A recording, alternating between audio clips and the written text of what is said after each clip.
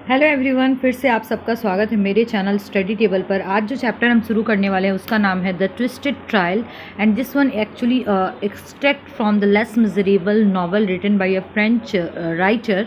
तो आज हम ये स्टोरी पढ़ेंगे, लेकिन उससे पहले आपको इसके कैरेक्टर्स को बहुत ही अच्छे समझने की ज़रूरत है। और इस नॉवल में बहुत सारे कैरेक्टर्स हैं, बट मैंने कुछ सेलेक्टेड कैरेक्टर्स के बारे में ही बताया है जो कि आपको इस चैप्टर से रिलेटेड मिलेंगे। तो अब हम आ चुके हैं इस चैप्टर के कैरेक्टर स्केचेस की तरफ। सबसे पहले टाइटल की बात करते हैं। टाइटल का नाम है द ट्विस्टेड ट्रायल, और ट्रायल मीन्स होता है पेशी, जो कोर्ट में पेशी की जाती है, जिससे कि डिसाइड किया जाता है कि एक पर्सन एक्चुअली में विक्टिम है या फिर कोई गिल्ट है। ओके, तो अब इस टाइटल का नाम है ट्विस्टेड। तो यहाँ पर ट्विस्ट क्यों आता है, ये चीज़ मैं भी यहाँ पर अभी सीक्रेट रख रही हूँ एंड मिस्ट्री को कंटिन्यूस रखती हूँ। आप जब चैप्टर को समझोगे तब आपको समझ में आएगा कि यहाँ पर ट्विस्टेड ट्रायल क्या है, उस पेशी में ऐसा क्या हुआ था जो कि उस ट्रायल को ट्विस्ट कर देता है। ओके, एंड यहाँ पर देखिए, ये जो एक्सट्रैक्ट हम पढ़ रहे हैं ये एक्चुअली लिया गया है लेस मिजरेबल से। Less miserable is a novel and वही जो पूरा नॉवल है उसमें से हमें एक पार्ट यहाँ पर पढ़ने के लिए मिल रहा है। Written by a French writer, French writer का नाम भी दिया हुआ है, विक्टर मैरी नाम है इस फ्रेंच राइटर का। चलिए कैरेक्टर्स की तरफ चलते हैं। Javert is the name of the inspector. ये जो पर्सन है ये एक्चुअली इंस्पेक्टर है और ये बहुत दिनों से तलाश कर रहे हैं जेन वेल्जियन को। जेन वेल्जियन एक क्रिमिनल टाइप पर्सन है, उसने बहुत सारे क्राइम्स किए हैं, लेकिन अब वो अपने आप को पूरी तरीके से डिस्गाइज करके मेयर मैडलिन के नाम से बहुत ही रेप्यूटेड होकर रह रहा है। Okay, mayor is the name of the post and वो इस तरीके से रह रहा है। और जैवर्ट जो है उनको लगता है कि कहीं ना कहीं ये जो मेयर मैडलिन है ना, यही एक्चुअली जेन वेल्जियन है, बट अभी तक कुछ भी फिक्स नहीं हो पाया है। अब चलिए एक इनोसेंट पर्सन के बारे में बात करते हैं जिसका नाम है शैम्प मैथ्यू। अब ये जो शैम्प मैथ्यू, ये बहुत ही बेचारे ईमानदार टाइप की और छोटा मोटा जॉब करने वाले एक पर्सन है। बहुत ही मिडिल क्लास से या फिर लो क्लास आप बोल सकते हो, उस तरीके से बिलोंग करते हैं। ये अपने लाइफ को ऐसे स्ट्रगल करके आगे बढ़ा रहे हैं। अब इनका क्राइम सिर्फ इतना हो गया कि इन्होंने कहीं से एप्पल गिरे हुए थे और उस कास्केट के आसपास से वो जो ग्लास का कास्केट था वहाँ से इन्होंने कुछ एप्पल्स उठा लिए। ये तोड़े नहीं हैं, इनका क्राइम इतना है कि इन्होंने ये एप्पल्स उठा लिए हैं। और उसके बाद ये फंस जाते हैं केस में और धीरे धीरे लोगों को ऐसा लगने लगता है कि यही जेन वेल्जियन है, बिकॉज इनकी जो फेस का जो कटिंग है, अपीरियंस है, बोलने का तरीका है, वो पूरा का पूरा जेन वेल्जियन से कोइंसिडेंटली मिलता है। अब इनको इनके 30th बर्थडे पर गिरफ्तार किया गया था और 3 विटनेसेस हैं और ये 3 विटनेसेस पूरा सपोर्ट करते हैं कि यही जेन वेल्जियन है। तो चलिए हम इस स्टोरी को शुरू करते हैं। Welcome back everyone, this is Aarti Sharma. अगर आपको स्टोरी अच्छी लग रही है तो आप अपने फ्रेंड्स के साथ शेयर करिए एंड मुझे कमेंट करके बताइए कि आपको समझ में आ रहा है या नहीं। चलिए शुरू करते हैं। तो देखिए, हम पढ़ने वाले हैं एक एक्सट्रैक्ट जो कि लेस मिजरेबल से लिया गया है और इसमें कुछ इंटरेस्टिंग कोर्ट ट्रायल्स होते हैं। चलिए हम उसे शुरू करते हैं। Inspector Javert had always suspected mayor Madeleine to be Jean Valjean. तो इंस्पेक्टर जैवर्ट जो है उन्हें हमेशा से ऐसा लगता आया है कि मेयर मैडलिन ही जेन वेल्जियन है, एन ओल्ड कन्विक्ट। और जेन वेल्जियन कौन है, एक बहुत पुराने कन्विक्ट है। However soon the inspector learns that Jean Valjean has been arrested in Arras, a neighbouring town, under the disguise name of Champ Mathieu, and that he has expected to stand trial as a witness the next day. लेकिन जल्दी ही inspector जैवर्ट को पता चलता है कि जेन वेल्जियन, जिनको वो तलाश कर रहे थे और जिनको वो सस्पेक्ट कर रहे थे कि मेयर मैडलिन ही जेन वेल्जियन है, उन्हें अरेस्ट कर लिया गया है इस जगह पर जो कि उनका नेबरिंग टाउन है। और वो जो पर्सन है जेन वेल्जियन, वो इस नाम के डिस्गाइज में रह रहे थे। ऐसा अरेस्ट होने के बाद ये न्यूज़ सामने आई है और उनको इट मीन्स दैट जेवर्ट को जल्दी ही कोर्ट ट्रायल में विटनेस के तौर पर पेश होना पड़ेगा। और अब हम इस स्टोरी को आगे पढ़ते हैं। देखिए, from the first words Jewett pronounced on entering Monsieur Madeline's office at the moment when that name which the mayor had buried was uttered, he was seized with stupor. तो देखिए, वो जो पहला वर्ड था जो जैवर्ट ने प्रोनाउंस किया जैसे ही वो मिस्टर मैडलिन्स के ऑफिस में एंटर करता है, तो वो जो मोमेंट था जब उसने उस वर्ड को, उस नाम को प्रोनाउंस किया, जिस नाम को मेयर ने काफ़ी टाइम के लिए दबा के रखा था, जैसे मिट्टी डाल देना, अपने पास से पूरी तरीके से फ्री हो जाना। तो ये जब नाम दोहराया गया ना, तो ये जो पर्सन थे मेयर मैडलिन, ये पूरी तरीके से स्टूपर हो चुके थे। स्टूपर मीन्स क्या हो जाता है, सेंसलेस हो जाना। His first thought was to denounce himself, to drag Sam Matthew out of prison and to put himself in his place. अब देखिए यहाँ पर हम ट्विस्टेड ट्रायल इसलिए बोला गया है दैट आपको थोड़ी समरी तो इसकी समझनी ही पड़ेगी। दैट ये जो पर्सन है मेयर मैडलिन, जो कि जेन वेल्जियन है, ये जब एक इनोसेंट पर्सन को अपनी जगह इस तरीके से देखते हैं तो इनके भीतर का जो एक इंसानियत होती है ना, वो जग जाती है और ये पूरी तरीके से पजल हो जाते हैं कि इनको एक्सेप्ट करना चाहिए या नहीं, कि यही जिन वेल्जियन है। और आप लोग जिस पर्सन को जिन वेल्जियन समझ रहे हो वो एक्चुअली एक इनोसेंट पर्सन है। तो यहाँ पर देखिए इसका जो फर्स्ट थॉट था मेयर मैडलिन का, वो क्या था, his first thought was to denounce himself, to drag Sam Matthew out of prison and to put himself in his place. तो इनका जो फर्स्ट थॉट था ना, वो यही था कि सैम मैथ्यू को वहाँ से निकाला जाए और उसकी जगह खुद ले लिया जाए, बिकॉज एक्चुअल विक्टिम तो यही है। He repress the first impulse and recoiled before such heroism. और देखिए रिप्रेस मीन्स क्या होता है, दबा देना। तो इसके मन में ये जो थॉट आया कि मैं सैम मैथ्यू को बचा लूँ और मैंने जो क्राइम किया है उसको खुद एक्सेप्ट करूँ, ये उस थॉट को रिप्रेस कर देता है, वहीं पे दबा देता है। और इसमें ये जो इम्पल्स जो था, इम्पल्स मीन्स होता है जो स्ट्रॉन्ग अर्ज होता है, इसे दबाता है और इस हीरोइज्म को रिकॉइल करके वापस बैठ जाता है। रिकॉइल मीन्स क्या होता है, लाइक कलेक्ट करके वापस से समेट करके बैठ जाना। मतलब इसके मन में ये जो अच्छे विचार आए थे इसने उसे वहीं पर छोड़ दिया। Returning to his room, he bolted the door, but what he wanted to keep outdoors had entered his concern. Next देखिए, वहाँ से रिटर्न आते समय उसने रूम का डोर तो बंद कर लिया, लेकिन उसका जो कंसाइंस था जिसे वो बाहर रखना चाहता था वो ऑलरेडी एंटर कर चुका था घर में। Okay, but what he wanted to keep outdoors had entered. तो उसका जो कंसाइंस था, हमारा जो विवेक होता है हमें बोलता है कि हमने क्या अच्छा किया क्या गलत किया, वो कंसाइंस उसका एंटर कर चुका था। It seemed to him that he had awaken from some slumber and he found himself gliding over a precipice upon the very edge of an abyss. Next देखिए, मेयर मैडलिन यानी Jean वेल्जियन को ऐसा लग रहा था जैसे कि वो किसी डीप स्लम्बर से सो के उठा है। स्लम्बर मीन्स क्या होता है, बहुत गहरी नींद, और वो अपने आप को एक ग्लाइडिंग सिचुएशन में पाता है। प्रेसिपाइस, प्रेसिपाइस मीन्स क्या होता है, आप ऐसा समझ लो कि कोई बहुत ऊंचाई की जगह है और ऊंचाई से वो नीचे की तरफ जा रहा है और नीचे एक बहुत ही गहरा गड्ढा है और वो अपने आप को ऐसा लगता है कि जैसे वो उस गड्ढे में गिरता जा रहा है, गिरता जा रहा है। He perceive in the gloom an unknown man whom fate had mistaken for him and was pushing into the gulf in his place. अब देखिए उसे ऐसा लगता है जैसे मानो किस्मत से गलती हो गई है। फेट यहाँ पर किस्मत का नाम है।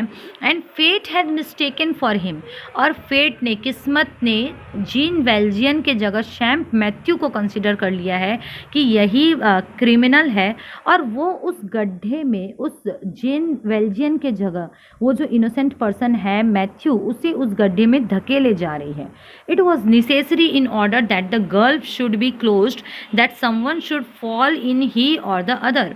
और अब सिचुएशन ऐसी हो चुकी थी कि उस गड्ढे को बंद करने के लिए किसी न किसी को तो उस गड्ढे में जाना ही होगा, उस गल्फ में जाना ही होगा, चाहे वो जेन वेल्जियन खुद हो और या फिर सैम मैथ्यू या फिर कोई दूसरा पर्सन हो। ओके, नेक्स्ट देखिए, what am I afraid of. अब यहाँ पर जेन वेल्जियन जो है ये अपने आप से क्वेश्चन, बिकॉज जेन वेल्जियन, वो अभी जेन वेल्जियन के नाम से नहीं, वो मेयर मैडलिन के नाम से बहुत ही रेप्यूटेडली अपनी लाइफ को स्पेंड करते हैं। तो अब उनके भीतर का वो फेस सामने आ जाता है और वो अपने आप से पूछते हैं, what am I afraid of, मैं इतना डर क्यों रहा हूँ। After all if there is any harm done to anybody it is in no wise my fault. और वैसे भी अगर किसी को कोई प्रॉब्लम हो रही है, अगर सैम मैथ्यू को कुछ पनिशमेंट मिल रही है या फिर वो सफ़र कर रहा है, तो ये मेरे चलते नहीं हो रहा है, इसमें मेरी बिल्कुल भी कोई गलती नहीं है। It is decided, let the matter alone. और वो अपने आप से डिसाइड करता है कि छोड़ो, मैटर को ऐसे ही छोड़ देते हैं। The resolution is formed. What is the resolution. Resolution यहाँ पर ये है कि मुझे कुछ नहीं पता है और मैं उस इनोसेंट पर्सन को बचाने वाला नहीं हूँ। After the lapse of a few moments, he questioned himself upon this resolution formed. और कुछ टाइम बीतने के बाद वो वापस से क्वेश्चन करता है उस रिजोल्यूशन पर जो कि उसने ठीक थोड़ी देर पहले बनाया था। अब क्या क्वेश्चन करता है, चलिए हम नेक्स्ट देखते हैं यहाँ पर। Madeline declare that his life in truth he did have an object. Madeline जो है वो क्लियर करते हैं कि उनकी लाइफ एक्चुअली किसी ऑब्जेक्ट के ऊपर डिपेंडेंट है। बट व्हाट ऑब्जेक्ट, और कौन से ऑब्जेक्ट के नाम ये बात कर रहे हैं। टू कंसील हिज नेम, क्या उनके लाइफ का यही ऑब्जेक्ट है, यही सहारा है कि उन्हें अपने नाम को छिपाना होगा। टू डिसीव द पुलिस, और इसलिए छिपाना होगा जिससे कि वो पुलिस से बच सके। आप यहाँ पर ऑब्जेक्ट को सहारा भी समझ सकते हैं। Had he no other object, क्या उसके पास और कोई उपाय नहीं है जिससे कि वो खुद को बचा सके। देखिए अभी जेन वेल्जियन जो है वो पूरी तरीके से कन्फ्लिक्ट में है, अंतर्द्वंद में है, और वो सोचते हैं कि क्या इस पास्ट के डोर को क्लोज करने का कोई रास्ता नहीं है, और वो अब इसे डोर को बंद करना चाहते हैं। लेकिन उन्होंने जो इनफेमस एक्ट किए हैं वो एक्ट वापस से इस डोर को रीओपन कर रहे हैं। To become again the convict Jean Valjean that was to achieve his resurrection. अब देखिए अगर वापस से वो जिन वेल्जियन होने को एक्सेप्ट कर लेते हैं, इसका मतलब है कि उन्हें रिजरेक्शन फेस करना होगा। रिजरेक्शन मीन्स होता है डेथ से वापस से लाइफ की तरफ जाना। लाइफ से डेथ की तरफ मैं इसलिए बोल रही हूँ बिकॉज अगर ये अपने आप को विक्टिम एक्सेप्ट करते हैं कि वो क्रिमिनल है तो उनको वो सारे पनिशमेंट भी एक्सेप्ट करने होंगे। He must go to Arras, deliver the wrong Jin Valjean, denounce the right one, and then all at once he thought of poor sick Fantine. देखिए उनके माइंड में थॉट्स चलते हैं कि अगर वो शैम्प मैथ्यू को इनोसेंट प्रूफ करवाना चाहते हैं तो उनको सबसे पहले एराज जाना होगा एंड बताना होगा कि रियल जिन वेल्जियन मैं ही हूँ। एंड आफ्टर दैट उन्हें सडनली फेंटाइन की याद आती है। Fantine is the name of the woman who is very sick, she is suffering from the tuberculosis, and Jean Valjean and Fantine has a type of like father and daughter type relationship. My choice is made. This is in the interest of all, not in my own. I remain Madeline. Woe to him who is Jean Belgium, thought he. अब देखिए अब उनके mind में suddenly जब फेंटाइन की बात आ जाती है तब वो सोचते हैं कि मैंने मेरा चॉइस बना लिया है और ये सिर्फ मेरे लिए नहीं बाकी सबका ख्याल रखकर मैं ये सोच रहा हूँ और अब मैं मैडलिन बनकर ही रहूँगा और जिन वेल्जियन मैं उस रास्ते की तरफ वापस नहीं जाऊँगा। Come said he there are some threads which knit me to this Jean Valjean in this very room all this must disappear. अब उन्होंने ये माइंड बना लिया है कि मैं किसी भी शर्त पर अपने आप को जेन वेल्जियन प्रूफ नहीं होने दूंगा और इसीलिए जितने भी प्रूफ्स हैं मुझसे रिलेटेड वो सब मुझे डिसअपियर करने होंगे। और अपने आप को बोलते हैं कम और उसके बाद बोलते हैं यहाँ पर कुछ थ्रेट्स है, कुछ धमकी जैसे कुछ पेपर है जो कि मुझको जेन वेल्जियन प्रूफ कर सकते हैं इसी रूम में और जिसको कि ख़त्म होना ही होगा। He open the secret door in the closet was an old pair of trousers, haversack and a great thorn stick iron bound at both ends. अब उसके बाद वो एक सीक्रेट डोर खोलते हैं, उस डोर में कुछ ओल्ड पेयर ऑफ ट्राउजर्स है, हैवरसैक है एंड ग्रेट थॉर्न स्टिक और एक रॉड है जिसमें कि दोनों तरफ ना बहुत थॉर्न टाइप के कुछ स्टिक किए हुए हैं।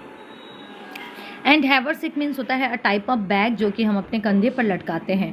He threw them all into the fire and in a few second it was all burning. तो उन्होंने कुछ ही क्षण के भीतर उन सबको जो भी ये पेपर्स वगैरह थे इन सबको आग में फेंक दिया और थोड़ी देर में ही वो एकदम जलने लगे। Suddenly he recoiled with equal terror for each of the two ideas which counselled him appeared as fatal as the other. For 5 hours he had been walking down almost without interruption when he dropped into his chair. He fell asleep and dreamed. अब देखिए अब उन्होंने papers को तो जला दिया लेकिन conscience में किसी विक्टिम के एक के बाद एक थॉट्स आते रहते हैं और अब इनके माइंड में वापस से दो एकदम भयानक थॉट्स आते हैं जो थॉट्स ना एकदम फैटल थे। फैटल मीन्स क्या होता है, डेंजरस। मतलब जिस तरफ भी वो जाए वो चाहे कोई भी चीज़ सोचे, दो में से ये जो 2 आइडियाज़ है, ये क्या 2 आइडियाज़ है वो भी आगे डिस्क्राइब होगा, तो वो चाहे किसी भी आइडियाज़ की तरफ जाए तो उनको वो इक्वली फैटल ही लगता है। वो करीबन 5 घंटे तक तो ऐसे ही चलते रहे विदाउट इंटरप्शन जब वो चेयर पर बैठे और चेयर पर बैठने के बाद वो पूरी तरीके से सो गए। तो अभी इनकी ये मेंटल कंडीशन है मेयर मैडलिन की की जो कि अपने आप से जूझ रहे हैं कि उन्हें उस इनोसेंट पर्सन को बचाना चाहिए या नहीं बचाना चाहिए। बिकॉज अगर वो बचाते हो तो उन्हें खुद को एक्सेप्ट करना होगा कि आप लोग जिसे क्रिमिनल समझ रहे हो वो क्रिमिनल मैं खुद हूँ। He decided to attend the trial, and when he reached the court in a few minutes, he found himself in a hall where there were many people. तो उन्होंने डिसाइड किया कि वो ट्रायल में जाएंगे कोर्ट में, और जब वो वहाँ पर जाते हैं तो वो देखते हैं कि चारों तरफ बहुत सारे पर्सन्स हैं। All eyes converged on a single point on a man between two gendarmes. तो देखिए जो भी पर्सन्स है ना उसके सभी की एक सिंगल पॉइंट पर एक ही जगह नज़र टिकी हुई थी, और जो पर्सन जहाँ पर नज़र टिकी हुई थी वो 2 पुलिसमैन के साथ में था। ये जो टर्म है ये फ्रेंच पुलिसमैन के लिए आता है, और वो वही पर्सन था जो कन्विक्ट जिसे हम शैम्प मैथ्यू बोलते हैं। Madeline thought he saw himself older, not the same but alike in attitude and appearance. तो अब मैडलिन जो है ना उससे ऐसा लग रहा था इस शैम्प मैथ्यू को देखकर कि वो अपने आप को किसी ओल्डर स्टेज में देख रहे हैं, जो कि इसी के जैसे बिल्कुल एटीट्यूड में एंड अपीरियंस में लग रहा है। तो मैं ये बोलना चाहती हूँ दैट ये जो शैम्प मैथ्यू जो है ये अपीरियंस वगैरह में इतने सेम है कि मैडलिन खुद, जो मेयर मैडलिन जो कि बेल्जियन है, वो खुद एक्सेप्ट करते हैं कि मुझे ऐसा लगता है जैसे मैं खुद की ही छवि देख रहा हूँ। जजेस, clerks, gendarmes, a throng of heads, he had seen all these once before, the monstrous vision of the past। और नेक्स्ट देखिए जीन वेल्जियन जो कि एक क्रिमिनल है और अभी मेयर मैडलिन के नाम से बहुत ही रेप्यूटेडली सोसाइटी में रह रहे हैं। तब वो जजेस, क्लर्क एंड थ्रॉन्ग्स ऑफ हेड्स ये सब जब पुलिस आर्मीज़ वगैरह को देखते हैं तो उनको सब कुछ वापस से एक बार याद आ जाता है जो कि वो पास्ट में भी फेस कर चुके हैं, बिकॉज वो एक क्रिमिनल है और उन्होंने ये सब पास्ट में फेस किया है। Madeleine looked for Javert but did not see him. Madeleine जो है जेवर्ट को देखना चाहते हैं लेकिन वो उसे खोज नहीं पाते हैं। At the moment of his entrance the council of for the prisoner was finishing his plea. और जब वो एंटर कर रहे थे उस कोर्ट में तब उन्होंने देखा कि प्रिजनर के जो काउंसिल है, इट मीन्स प्रिजनर के जो लॉयर है, प्रिजनर यहाँ पर कौन है, शैम्प मैथ्यू है, वो उसके लिए कुछ उसकी तरफदारी में बोल रहे थे। That the council established that the theft of the apples was not in fact proved.